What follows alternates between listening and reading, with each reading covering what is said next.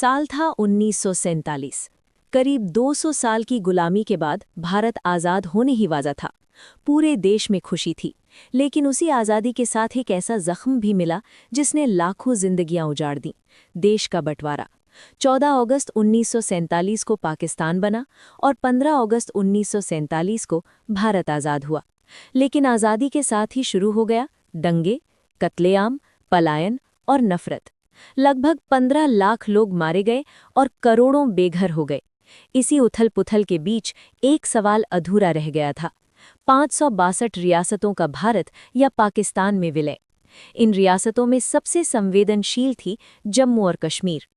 कश्मीर की जनसंख्या मुस्लिम बहुल थी, लेकिन शासक थे महाराजा हरि सिंह, जो हिंदू थे। महाराजा चाहते थे कि कश्मीर स्वतंत्र रहे। यही सोच आगे चलकर एक भयानक युद्ध की वजह बनी। पाकिस्तान को डर था कि अगर कश्मीर भारत में चला गया तो उसकी नदियों पर भारत का नियंत्रण हो जाएगा और उसकी रणनीतिक स्थिति कमजोर हो जाएगी।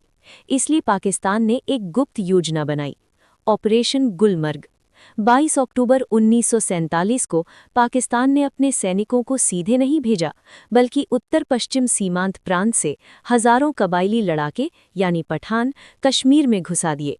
ये लड़ाके गांव जला रहे थे, महिलाओं और बच्चों की हत्या कर रहे थे, लूटपाट कर रहे थे। उनका असली मकसद था श्रीनगर पर कब्जा करना। मुजफ्फराबाद, बारामूला और आसपास के इलाकों में भयानक कत्लेआम हुआ। चर्च, मंदिर, घर सब नष्ट कर दिए गए। बारामूला में तो हालात इतने खराब हो गए कि अगर हमलावर 1-2 दिन और आगे बढ़ जाते तो श्रीनगर गिर सकता था। जब हालात काबू से बाहर हो गए तो महाराजा हरि सिंह श्रीनगर छोड़कर जम्मू भाग गए। अब उनके पास सिर्फ एक रास्ता बचा था, भारत से मदद मांगना। भारत ने साफ कहा, पहले कश्मीर भारत में शामिल होगा तभी सेना आएगी।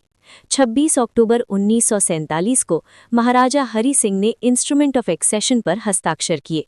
कश्मीर कानूनी रूप से भारत का हिस्सा बन गया।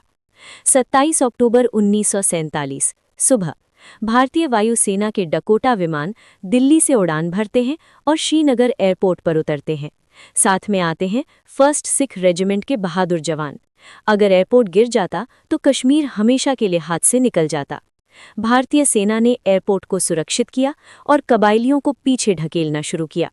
बारामूला की लड़ाई में दुश्मन लूट में उलझ गया और यही उसकी सबसे बड़ी गलती बनी। भारतीय सेना ने इसका फायदा उठाया।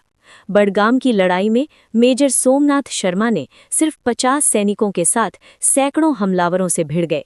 गोली लगने के बाद भी उन्होंने कहा कि दुश्मन बहुत पास है, हम पीछे नहीं हटेंगे।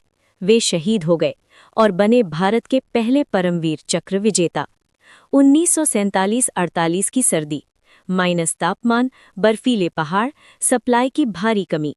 फिर भी भारतीय जवान पैदल, हथियार कंधे पर, बर्फ में लड़ते रहे। जब कबायली हारने लगे तो पाकिस्तान ने अपनी नियमित सेना उतार दी, लेकिन दुनिया से कहा, हम इसमें शामिल नहीं हैं। यहीं से युद्ध और भयानक हो गया। भारतीय सेना ने उरी, पुंछ, नौशेरा और राजौरी में शानदार जीत दर्ज की। ब्रिगेडियर उस्मान जैसे अफसरों ने दुश्मन को भारी नुकसान पहुंचाया। लगातार युद्ध से दोनों देशों की हालत बिगड़ने लगी। भारत मामला लेकर गया यूएन में। 1 जनवरी 1949 को भारत और पाकिस्तान के बीच सीज फायर लागू हुआ। जिस लाइन पर लड़ाई रुकी वही आगे चलकर बनी लाइन ऑफ कंट्रोल। भारत के पास लगभग 2/3 कश्मीर, पाकिस्तान के पास 1/3 हिस्सा, आज का पीओके। हजारों सैनिक शहीद, लाखों नागरिक प्रभावित। कश्मीर हमेशा के लिए विवाद का केंद्र बन गया, लेकिन भारत ने श्रीनगर, जम्मू और लद्दाख को बचा लिया। 1947 का युद्ध हमें सिखाता है, आज़ादी मुफ्त नहीं होती, सीमाओं की रक्षा आसान नहीं, और भारतीय सेना का बलिदान अमूल्य है।